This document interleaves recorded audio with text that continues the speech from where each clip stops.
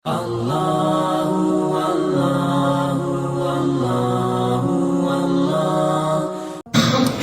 hari Jumat yang sangat ditekankan untuk dibaca oleh setiap muslim adalah surah Al-Kahfi. Surah Al-Kahfi ini adalah asas keyakinan bagi seorang muslim. Setiap Jumat kita disuruh baca. Bahkan kata Nabi SAW, siapa yang membaca Al-Kahfi di malam Jumat, Allah akan berikan cahaya antara dia dengan Ka'bah.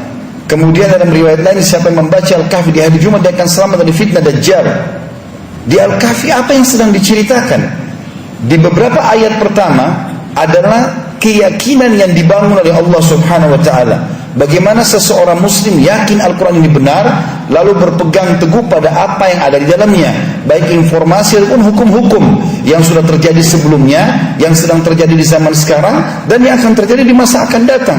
Dan semua yang dibutuhkan dalam roda kehidupan di muka bumi ini, dari sisi sosialnya, ekonominya, politiknya, semuanya ada dalam Al-Quran. Kemudian mulailah Allah Subhanahu wa taala memberikan gambaran 3 kisah yang unik sekali. Kisah tentang Ashabul Kahfi, 7 orang anak muda yang beriman kepada Allah. Di zaman pada saat itu orang semuanya tidak ada yang beriman kepada Allah. Lalu untuk membawa keyakinan mereka ini bahwasanya memang ada Tuhan Allah, mereka selamatkan diri ke gua. Dan akhirnya Allah Subhanahu wa taala dengan kayak itu menyelamatkan mereka. Allah tidurkan mereka 309 hari di dalam gua tersebut dalam kondisi tubuh mereka tidak rusak. Dan Allah suruh kita ulang-ulangi kisah itu setiap Jumat. Renungi kisah itu, bahwasanya keyakinan akan membawa kepada keselamatan, terutama kepada Allah Subhanahu wa taala, atau keyakinan kepada Allah Subhanahu wa taala. Kisah yang lain juga Allah ceritakan tentang perjalanan Nabi Musa dengan Nabi Khidir alaihi wassalatu wassalam. Bagaimana Nabi Musa alaihissalam pada saat berkata, saya adalah orang terpintar atau yang paling memahami hukum Allah di muka bumi. Maka Jibril alaihissalam datang pada saat itu menyampaikan, hai Musa, bukan kau orang yang paling mengetahui hukum Allah, tapi masih ada hamba Allah yang mengetahui, dan Allah menyuruh kau mencarinya. Maka mulailah diceritakan dalam surah Al-Kahfi bagaimana Musa alaihissalam jalan mencari Khidir.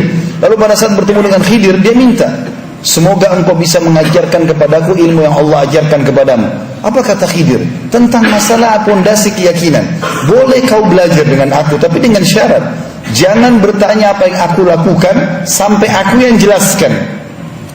Maka kata Musa, baik, saya ingin, saya boleh jalankan itu.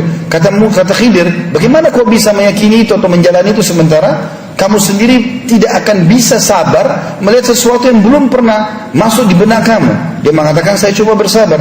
Maka terjadilah sesuatu yang unik pada saat itu. Dalam Al-Quran dan surah Kahfi diceritakan, Khidir naik di atas sebuah kapal dengan Musa alaihi wassalatu wassalam. Lalu tiba-tiba Nabi Khidir membolongi kapal-kapal pelayan, dan mereka orang miskin. Lalu Musa bertanya, hai Khidir, kenapa kau bolong-bolongin kapalnya para nelayan ini?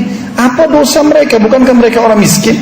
Kata Khidir, bukankah sudah saya katakan jangan kau tanyakan apa yang saya lakukan sampai saya jelaskan? Maka kata Musa, baiklah, saya minta maaf. Lalu berjalan lagi sebentar, beberapa langkah, turun di sebuah lembah atau di sebuah kota atau sebuah desa. Tiba-tiba Nabi Khidir menangkap seorang anak kecil lalu membunuh dia. Maka Musa AS bertanya lagi, bagaimana bisa kau bunuh seorang anak kecil yang belum berdosa, belum balik? Kata Khidir, bukankah sudah saya katakan, kalau kau, jangan kau tanyakan apa-apa yang belum saya jelaskan. Kalau saya sudah jelaskan baru kau bertanya, baru kau ambil ilmunya. Maka kata Musa, baiklah, mulai sekarang saya tidak akan bertanya lagi. Sampai mereka berjalan, diringkaskan ceritanya dalam Al-Quran itu, bahwasanya mereka mampir di sebuah negeri atau sebuah kota. Lalu Nabi Khidir dan Nabi Musa minta tolong untuk nginap di kota itu. Di zaman dulu sebuah kota dibuatin sebuah benteng yang besar, ada pintu gerbang, mereka tidak bisa keluar dan masuk kecuali dengan izin pemilik benteng tersebut. Maka pada saat itu pun mereka menolak, karena Musa dan Khidir dianggap orang asing di situ. Mereka tidak mau kedua orang ini nginap di situ. Maka yang terjadi, Khidir pun pada saat mau keluar melihat ada tembok mau rubuh. Oleh Nabi Khidir disentuh tembok tersebut, tiba-tiba jadi bagus kembali. Nabi Musa AS cuma kasih masukan saja. Lalu berkata, wahai Khidir, kalau kau mau, cukuplah perbaikan tembok ini, kita minta sebagai balasan jasa supaya kita diizinkan nginap di tempat ini. Kata Khidir AS, saya sudah katakan, hai Musa, sekarang saatnya kita berpisah. Saya sudah bilang jangan menjelaskan apapun atau bertanya sebelum saya jelaskan. Maka kata Khidir, maka sekarang saya akan jelaskan kepadamu kenapa saya lakukan ketiga perbuatan tersebut yang membuat kau tadi kaget itu. Yang pertama, saya membolongi kapal-kapal para nelayan yang miskin itu karena Allah telah memberikan kepada saya mukjizat, berita, karena Khidir AS juga seorang nabi. bahwasanya di situ ada raja zalim yang suka mengambil secara paksa kapal-kapal nelayan.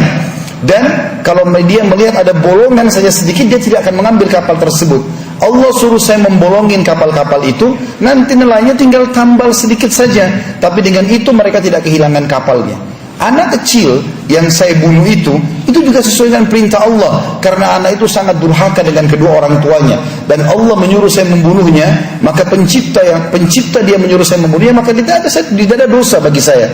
Kemudian juga Allah ingin mengganti anak itu, kalau meninggal sebelum balik, maka dia akan selamat karena belum ada hukum padanya.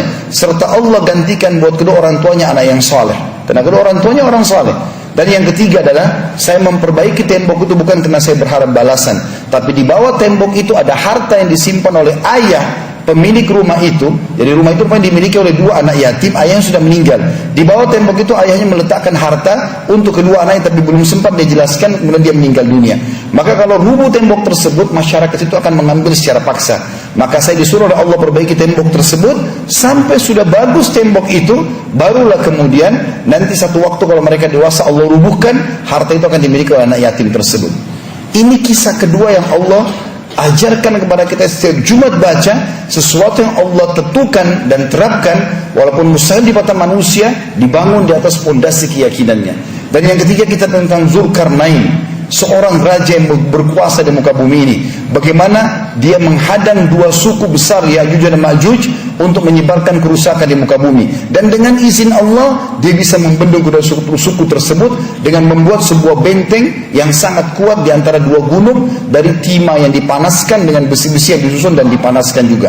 Maka kisah ini selalu disuruh kita ulang-ulangi, karena di dalamnya berbasiskan atau membangun di atas keyakinan seorang muslim.